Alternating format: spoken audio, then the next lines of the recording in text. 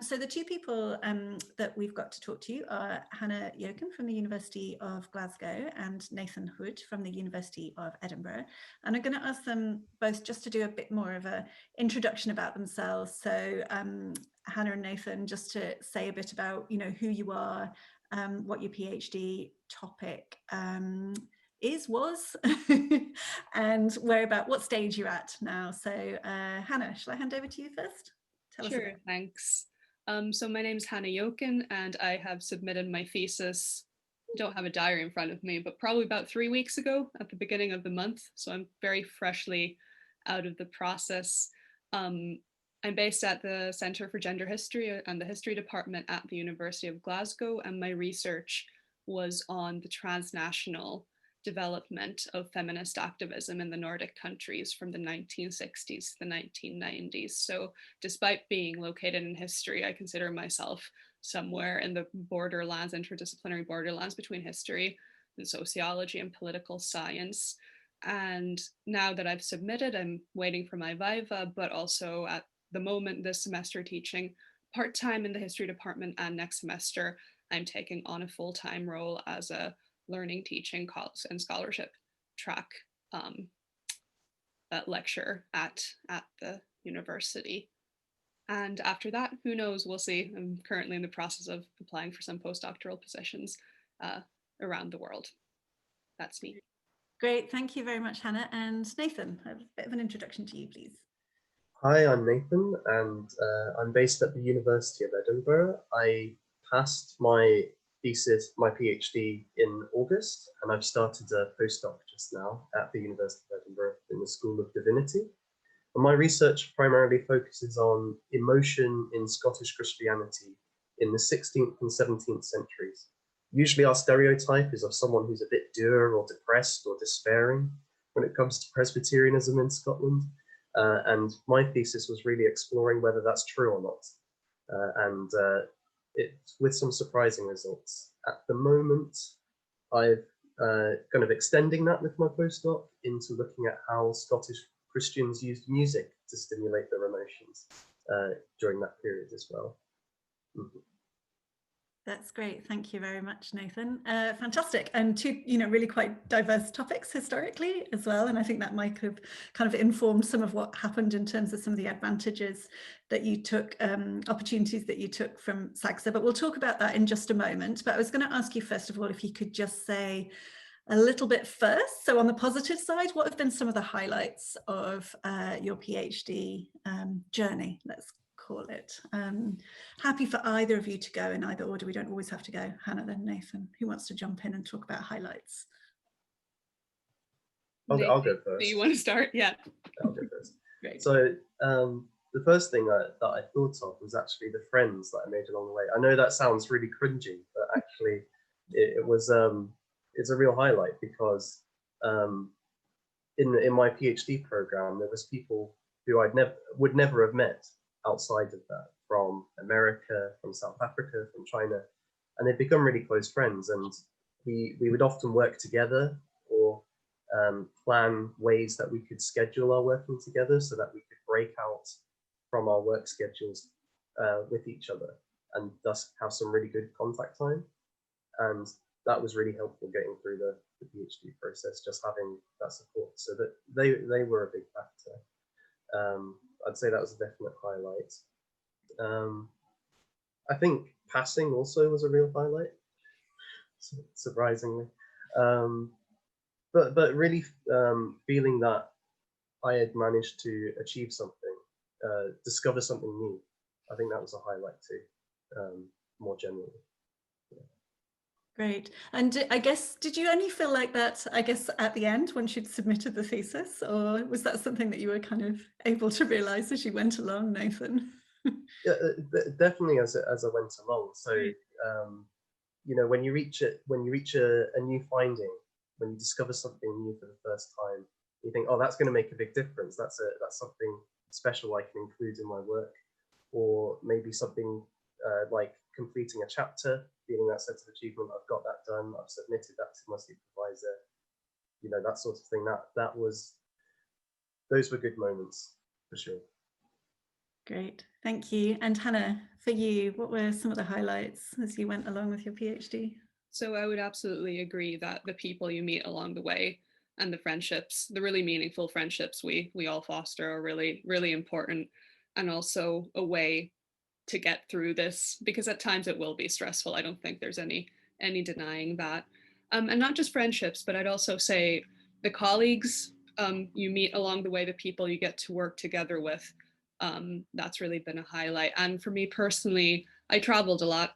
So every year of my PhD, I was off to Finland, Sweden, Denmark to do field work, which SGSAH very kindly supported financially.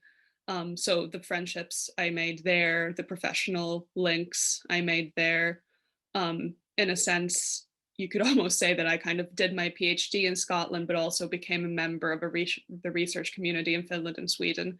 So just being able to kind of work across multiple countries was definitely a highlight. And I'd perhaps say that, just having reflected on this recently, I started out as a student, definitely a student in 2016, and now coming out of it, I consider myself a kind of fully fledged member of an academic community and a member of staff. So that transition over the 4 years really has been quite nice, something I've enjoyed. Yeah, that's great, Hannah. I mean, it's interesting because I think at SGSAH, we sometimes call you students and we sometimes call you doctoral researchers. And that's kind of really interesting to get your take on how that actually felt to you as an individual in that process through the years. Hannah, you also mentioned just then about there are times when it will be stressful. And one of the next questions I wanted to get to was, after the highlights, what have been some of those challenges for you, and thinking about this in the best possible positive light? What kinds of resources did you draw on to try and get around some of the challenges that you faced over the course of your years? So yeah, writing is always at least a little bit stressful, I'd say. I mean, there might be people on this call who absolutely adore writing and never find it at all stressful, but I think most of us do find just churning out words, producing analysis, it's a creative process after all. So that definitely has been something that has at times caused a bit of stress. And I'd also say working independently / alone might be something to kind of remember, that that's what we're all doing. We do all, especially now during these weird COVID times, that we are all, in a sense, sitting in our homes working independently, but to remember that you are part of a community. I think at the end of the day, remembering that even if you spend 6 hours writing on your laptop, you can send a message to a friend who's in the same stage as you are, and find that sense of community, even if it's digitally rather than face to face at the moment. Yeah, thank you, Hannah. Yeah, definitely. Nathan, for you, what kind of challenges did you face? I think I actually found first year quite difficult. I think it's quite a different thing from, so I did a taught masters, and that's quite full on. You've got a lot of courses and a lot of material to get through, and it's very directed. And the first year of PhD, you have supervision advice, but it's less frequent, and you have to go and do it yourself, and you're finding your way through your field. You're trying to discover what the contours are in the discussions that you're trying to get involved in. You're trying to find out what those discussions are, what people are saying. And so trying to navigate that, trying to find out who says what, who should I be reading, and then trying to think about how that fits into my own work. At points it did get a bit overwhelming, and it did feel like, where am I going with this? So I found that an uncomfortable bit of time at first, for the first few months. But what encouraged me is I knew, talking to other people, they were going through a very similar process, and people ahead of me said that's how I found it too. So that reassured me this isn't something unique to me. That's part of the kind of discovery process. Just as Hannah was saying, it's a creative process that we're going through, and this is often a beginning point. And I would chime in as well with writing, especially when deadlines were coming up. writing for deadlines, that could get a bit stressful too. But having that support network really helped through those times, for sure. Great, thank you, Nathan. I'm going to come to Geraldine's question in just a moment because I think it's an interesting one as a follow-up to Hannah's comments. But actually, Nathan, given what you were saying about actually for you finding the first year kind of probably difficult, so what I'd like to do for the two of you is just kind of cast yourself back to maybe the equivalent of this session for you, or maybe a few months in, and just talk through a little bit about what those, maybe if you can remember what those first few months were like for you. And again, you know, if there were particular things, you know, beyond what you've already talked about, you know, those kind of forming of cohort peer-to-peer networks and friendships, were there particular things that kind of helped you through those first few months? Hannah? Well, I think something when I was thinking 4 years into the past, what I would say to my past self is, you can't do everything and you can't do everything perfectly. So when it comes to the scope of your PhD project, what you pitched to SGSAH and what you hand in 3 to 4 years in the future might not exactly be the same thing necessarily, or it might, as in my case, expanded and then been reined in again. And I remember Dee Hedden, who used to do what Claire does now, saying to us something along the lines of, there's no such thing as a perfect thesis, there's just a submitted thesis. And I think that's a really good lesson that I wish I would have actually listened to a little bit harder 4 years ago when I started. But in terms of just those first few months, I made some of my closest friends in those months. I mean, very crudely put, I looked through the list of researchers, saw a few people who studied things related to my topics, and then pestered them into being my friends, essentially. And we nowadays have a group where we read each other's work when we need help. Just last weekend, a few of those people read a postdoc application I'd written. So yeah, kind of starting to understand that perfect might not be the end goal. Maybe it's a learning process rather than just a perfection process. And also, yeah, just if you know, even today, if you've talked to someone or met someone who works on something similar to you, don't hesitate to reach out and start. I mean, it sounds crude saying don't hesitate to start networking, but honestly, networking and making friends, to me at least, kind of became one and the same in those first few months. Great, thanks, Hannah. And Nathan, for you, I mean, you've already talked a bit about that first year, but well, if we cast you back in the time machine to the beginning of your PhD, how was that for you? Well, it was quite exciting. I mean, starting your own work, really something you have ownership over. That was quite motivating. But I think one thing that I found was my proposal wasn't very in depth. I applied quite late, so I didn't have a very clear. I had a very broad topic: emotion in early modern Scotland, and then go and find out about this. So that's why I found it quite kind of almost you're in a rowing boat in the middle of the sea, trying to find somewhere to get to land.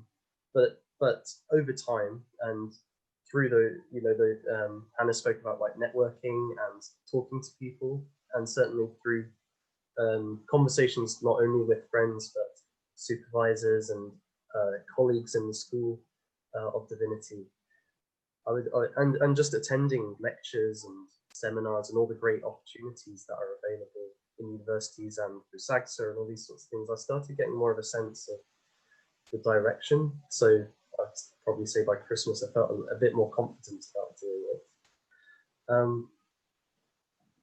Yeah, and I think as well, it was a lot of fun too, because it's not as intense as the master's year is. So you actually have a bit more time to enjoy not only doing your work, but enjoy the other aspects of being in a university or in wherever you're studying, going and seeing places or going for walks in the country or whatever. That there's more time to do that. So I did enjoy that aspect of first year too. I just want to add on to what Nathan has just brilliantly said from personal experience. If you're coming straight out of the top masters, especially, or maybe the job you held before this was really intense, I was absolutely exhausted that first autumn. I did get some work done, but I was definitely recuperating from doing a top masters and just having to produce so much text in such a short time. Yeah, just what you were saying, Nathan, was really taking me back to the kind of fatigue I felt when I started the PhD. And in a sense, it almost felt like after Christmas was when I really kind of kicked off and really started off. So if any of you feel a bit exhausted at the moment, I was there. That's exactly how I felt as well. Yeah, that's really useful advice. And, you know, particularly given all of the circumstances of this year, I think it's quite hard not for anyone to feel exhausted, let alone that challenge of whether it's moving from a taught master's to a PhD or moving from work to a PhD. So yeah, that kind of being kind to yourself is really important. But also, Nathan, as you said as well, you know, making sure that you know, hold on to that excitement, which I'm sure, I hope you're all feeling as well with starting off your PhDs, of that topic of getting funding, of getting going, and, you know, all of the kind of fun and enjoyment opportunities as well. I know I've been working full-time for a few years when I started my PhD, and I just thought, oh, this is great. I just get to do what I want most days. I don't have to go to the office or my boss giving me, I can just concentrate on something I find really, really fascinating all of the time. So, you know, it's good to be reminded of that as well. Going to pick up, and I suppose, you know, thinking of that transition from the first year onwards. So Geraldine's question, picking up on something you said, Hannah, earlier about moving from student to fully fledged researcher. So Geraldine's question was, what contributed mostly to this evolution from student to scholar staff member? In my case, the answer would be teaching. So SAGSA very generously funded me, funds you at the moment, but you can also take up GTA work essentially in most departments. And that was something I was always really interested in. I've always been interested in research, but I'd say equally as much in pedagogy and the idea of being an educator. So I just jumped at any opportunity that came my way to teach, essentially. And that's, I think, where that transition has happened, mostly in the sense of teaching rather than solely or strictly just as a researcher. Nathan, what's your experience?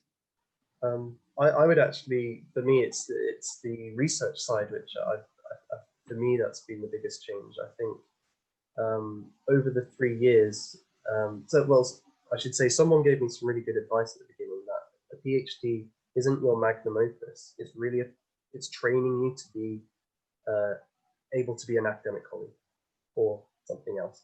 But that's what it's really driving at. And by the end, you will be of a standard which you're able to be part of that community. So you're training your ability to analyze subjects, to write large pieces of text, to contribute to a discussion. And those were all things that over the 3 years I noticed actually I'm doing that a bit better than I was 2 years ago. And so I feel that actually that practice and the advice of my supervisors and review boards, and then even the Viva itself, you're getting input into that development of your ability to research and write academically, and that for me was the biggest transformation.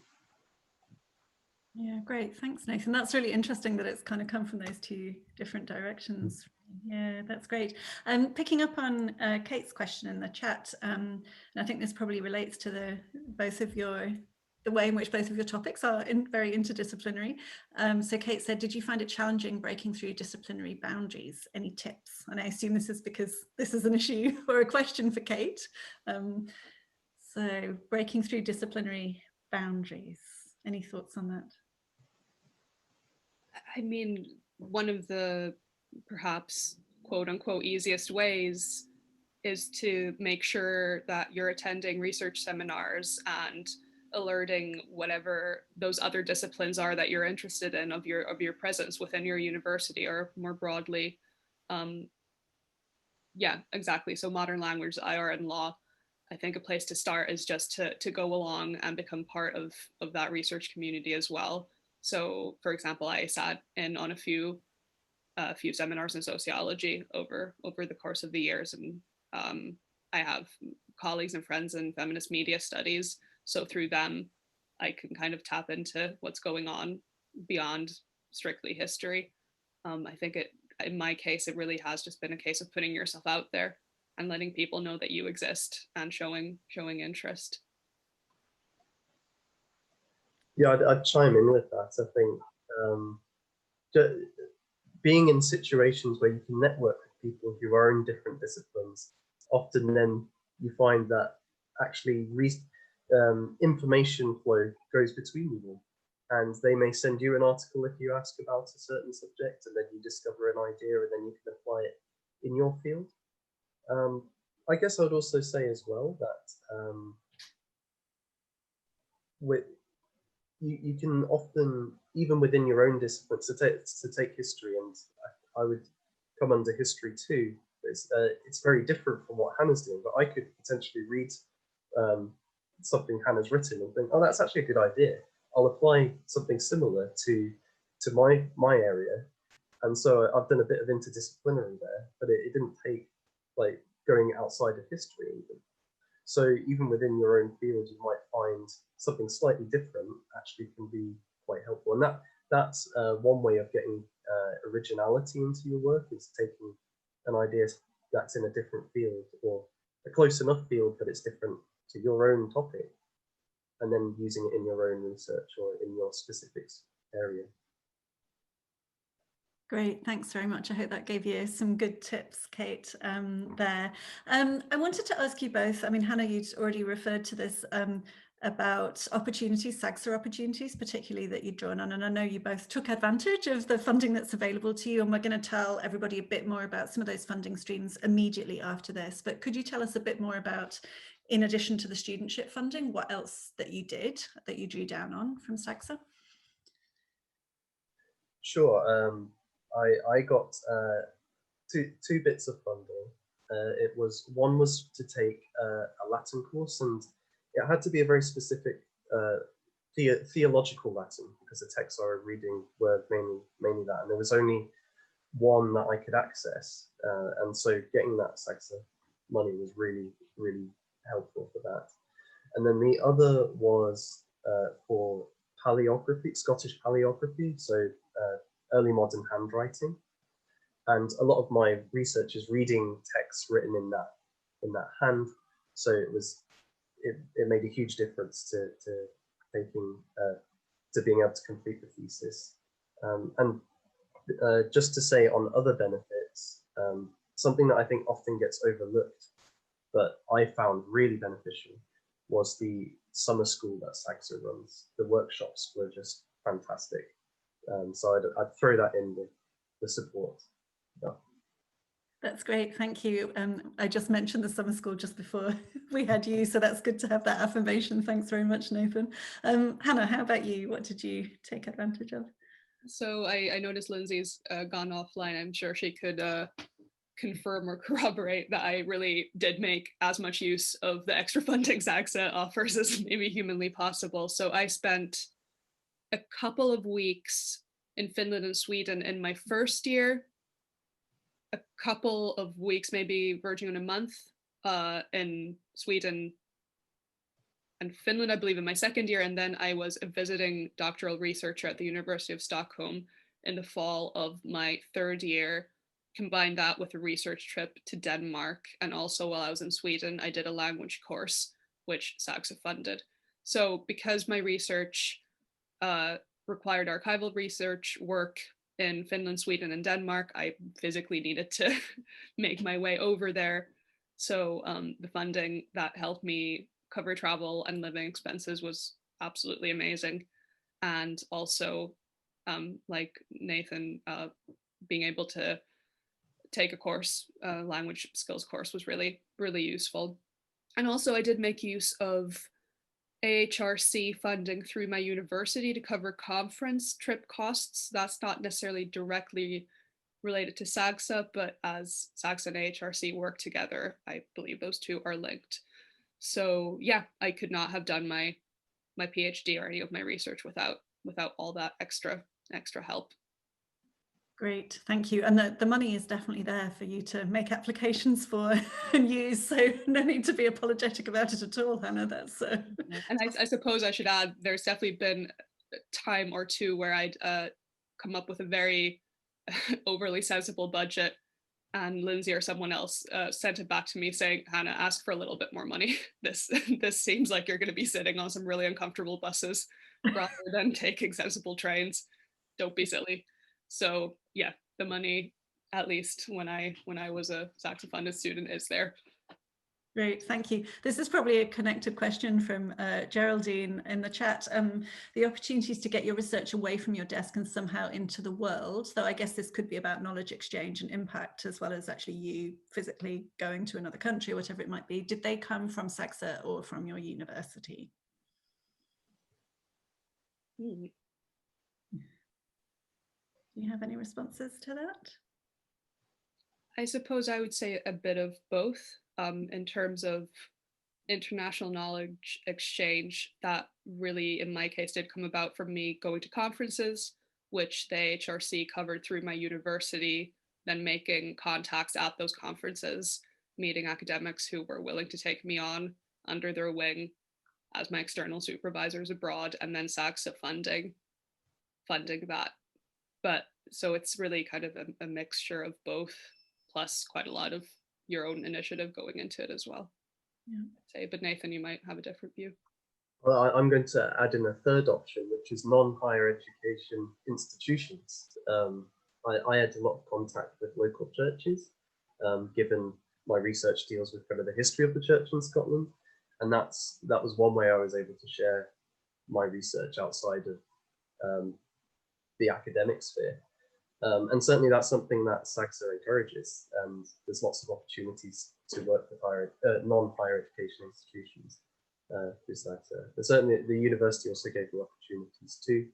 But also, and this is something I hope you're able to do, is actually just talking to other people in the cohort, because a lot of you won't have any kind of dealings in the actual academic disciplines of each other. So actually sharing that information, then suddenly that's a good way of disseminating your ideas too. So I'd include that as well. And by the sounds of it, neither of us did an internship, but many of my friends and co-researchers did do SGSAH-funded internships as well at various organizations, charities, whatnot. So that was a route I was considering going down, but yeah, didn't quite fit into my already packed research plan at the time. Yeah, and Helen's going to talk a little bit about internships in a moment, and actually at the welcome event that I mentioned right at the beginning, we're going to have some of the researchers who've taken advantage of those, so you'll get a bit more information about how those have worked for individuals. I'm going to move on to my final question, but if anyone else does have anything they either want to put into the chat, or indeed if you want to ask a question verbally, I'm happy for you to do that as well. But just Hannah and Nathan, to you both, what advice finally would you give to your former self, or any top tips for all of the people in front of you who are largely just starting out? So tips for yourself, former self, or tips for people just at the beginning of their PhD. I would say, sorry, Nathan, do you want to go? I feel like I have you go. I'm still working out my thoughts. So a few things. One would be make a plan. I mean, I've already kind of made this point. Make a plan, be aware that that plan will probably change, but still have it and keep updating that plan so you kind of know where you're headed. Also, in my case, start writing earlier. I'm one of those people who likes to plan and mind map and write drafts and then scramble those drafts around and reorganize. But just kind of producing those chapters, those thesis chapters as you go, really is going to help at the end. And I'd also say that remember that different disciplines and subjects do things at different times. So it's quite easy. For example, being in history, I had to do a lot of archival research, lots of original archival research that had not been done before, that physically required time in terms of getting myself to those archives and then sitting in them. And sometimes I found myself comparing my progress to my colleagues in say literature or film and TV. And I'm not saying that it's not hard in those subjects as well, but just the kind of tempo and timing of that research can be different. Or even in terms of individuals, if I'm gauging this correctly, Nathan, you completed your PhD in 3 years. I took 4. I was lucky enough to have external funding from Finland in my last year, but don't necessarily compare your timeline to your peers and colleagues. If it motivates you, sure, go for it. But remember that it's your project and it's no one else's. So take kind of full custody and control of it as well.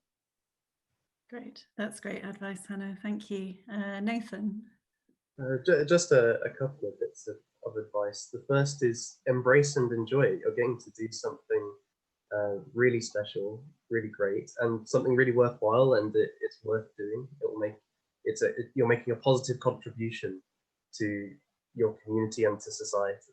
So really embrace that aspect of it.